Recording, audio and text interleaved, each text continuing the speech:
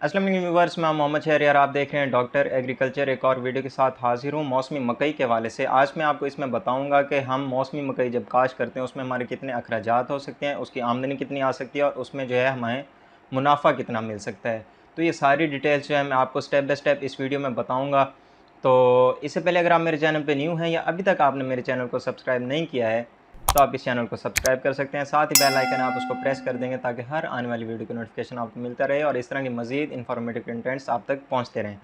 तो बात करते हैं मौसमी मकई की काश्त के हवाले से और इसमें कितने अखराजात हैं। तो स्टेप बाय स्टेप मैं आपको बताऊंगा। तो सबसे पहले जो हमारी चीज़ आ जाती है वो है ज़मीन की तैयारी। ज़मीन की तैयारी में हमारा कितना खर्च आ जाता है फ़ी एकड़ के हिसाब से अगर हम बात करें तो हमें तकरीबन 7 से 8 हज़ार रुपये जो है हमारी ज़मीन की तैयारी हो जाती है। सारे हल रोटावेटर वगैरह जितनी भी चीज़ें हैं ये सारा कुछ लगा के फ्यूल वगैरह एक्सपेंसेस जितने भी हमें 7-8 हज़ार रुपये में पड़ जाते हैं।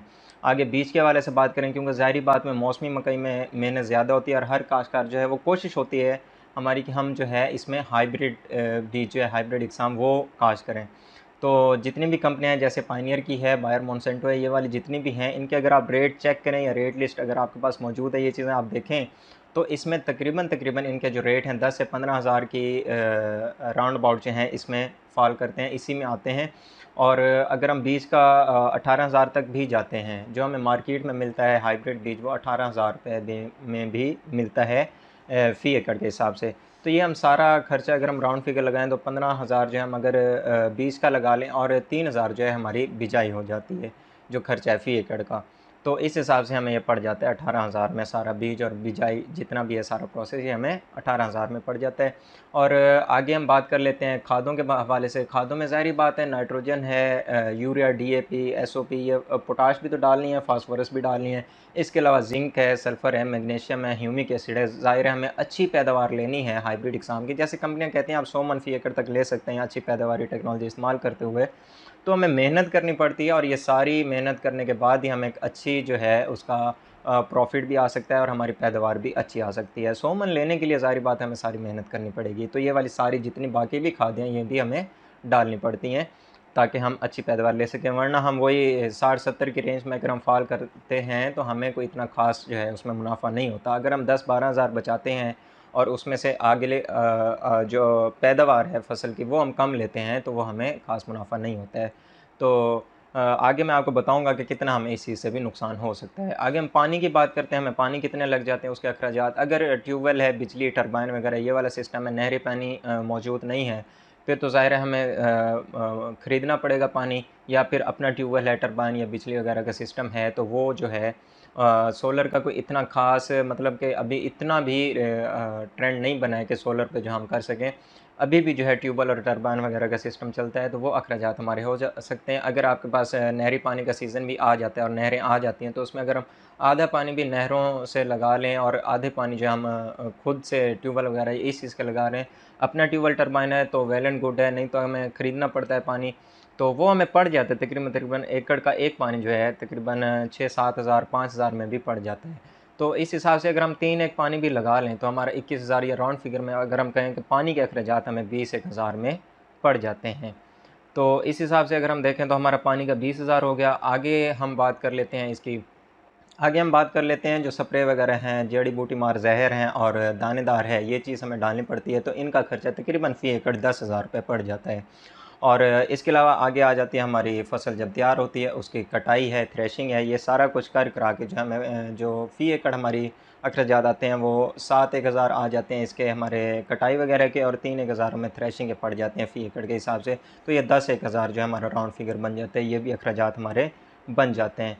इसके अलावा जो है हम बात करते हैं इसके ट्रांसपोर्ट के हवाले से, तो ज़ाहिर है वसीअ पैमाने पे अगर हम काश्त करें तो हम अच्छा खासा मुनाफा इसे हासिल कर सकते हैं मौसमी मकई से। इस चीज़ के लिए बड़ी बेहतर साबित होती है। 6 माह की फसल है और 6 माह में हमने इन्वेस्ट करना होता है 6 माह, और उसके बाद जो है हमें उसका मुनाफा और आमदनी वगैरह आती है। तो ट्रांसपोर्ट अगर गला मंडी आप लोगों के करीब है या दूर है तो उस हिसाब से डिपेंड करता है आपके डीज़ल कितना लगता है, फ्यूल एक्सपेंसेस और सारा किराया वगैरह जो है ये जितने भी पड़ते हैं।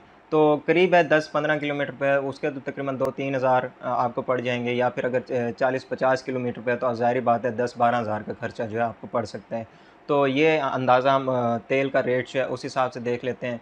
और ये सारा कुछ कर करा के अगर हमारा जो है खर्चा है वो तकरीबन बढ़ जाता है, ये लाख से ऊपर चला जाता है। और अगर ठेका भी है ज़मीन का, ठेके पे है ज़मीन, तो इस हिसाब से ठेके हर जगह जो है डिफरेंट हैं, मुख्तलिफ हैं। तो 50,000 से लेके 60,000 70,000 एकड़ का जो है ठेका है साल का, और लाख तक भी है, 1.5 लाख तक भी है। तो साल का ठेका होता है। अगर वो ये तो नहीं है कि हम वो सारा ठेका सिर्फ इसी फसल पे लगाएंगे, 6 माह की है, 6 माह की कोई और फसल लग जाती है, उस हिसाब से हम एडजस्ट करते हैं। तो अगर हम देखें तो हमें जो है 60-70 हज़ार 80 हज़ार रुपये में पड़ सकता है अगर 1.5 लाख है ठेका। और अगर हमें लाख तक है तो हमें 50-1 हज़ार तो ये पड़ ही जाते हैं। इस हिसाब से अगर हम अंदाज़ा लगाएं तो हमारे जो अखराजात राउंड फिगर बनते हैं वो तकरीबन तकरीबन भी 1.5 लाख या 1.5 लाख से ऊपर चले जाते हैं। और जो रेट निकलता है मकई का, या 3,000 3200 मन के हिसाब से जो है बिकती है, और अगर हम मार्केट में बेचते हैं मंडी में, तो ये हमें पड़ जाता है तकरीबन 3,000 का भी हम राउंड फिगर के हिसाब से लगाएं और 100 मन फ़ी एकड़ पैदावार भी हम लेते हैं बिलफ़र्ज़, तो हमें ये 3 लाख रुपए जो है आमदनी आ जाती है। और अगर उसमें मुनाफा निकालें और अखराजात निकाल दें, 1.5 लाख जो है हमारा वहाँ पे चला जाता है, और बाकी 1.5 लाख की सेविंग है। अगर हम ये समझते हैं कि हमने ठेके पे ज़मीन ली हुई है, तो और थोड़ी 4-5 एकड़ 10 एकड़ है, तो वो हमें को ख़ास मुनाफा इतना नहीं हो सकता। अगर अपनी ज़मीन है तो वो हमारा ठेका भी बच जाता है। तो ये सारी चीज़ें जो हैं कर करा के हमें अच्छा खासा मुनाफा इससे हासिल हो सकता है। 2 लाख तक भी फ़ी एकड़ से हम बचा सकते हैं। 6 महीने बाद अगर 10 एकड़ भी हमारे पास, तो इसके 2 लाख के हिसाब से हमें जो है 20 लाख रुपए सेविंग हो सकती है। और एक और चीज़ है कि जैसे मैंने आपको खादों का बताया था कि ये जो बाकी ज़िंक, सल्फ़र, मैग्नीशियम है, ह्यूमिक एसिड वगैरह है, या इसमें अगर कोई यूरिया 1 आध बोरी हम कम डालते हैं, या डीएपी या पोटाश जो है ये अगर हम थोड़ी सी कम डालते हैं, या इस हिसाब से एडजस्ट करते हैं, हम खर्चा बचाते हैं कि चलें 10-15 हज़ार जो हमारा खर्चा बच जाए।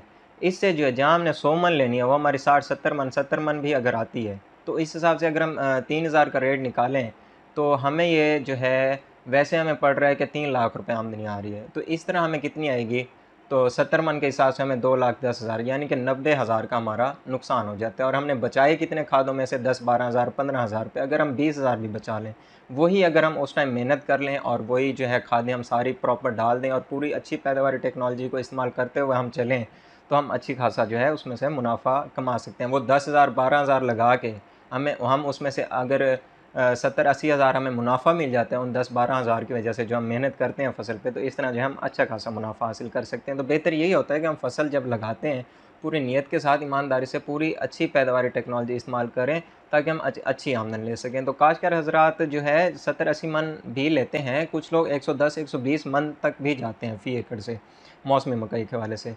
तो बेहतर ये है कि जितनी मेहनत करेंगे उसी हिसाब से जो है हमें उसका मुनाफा भी मिलेगा।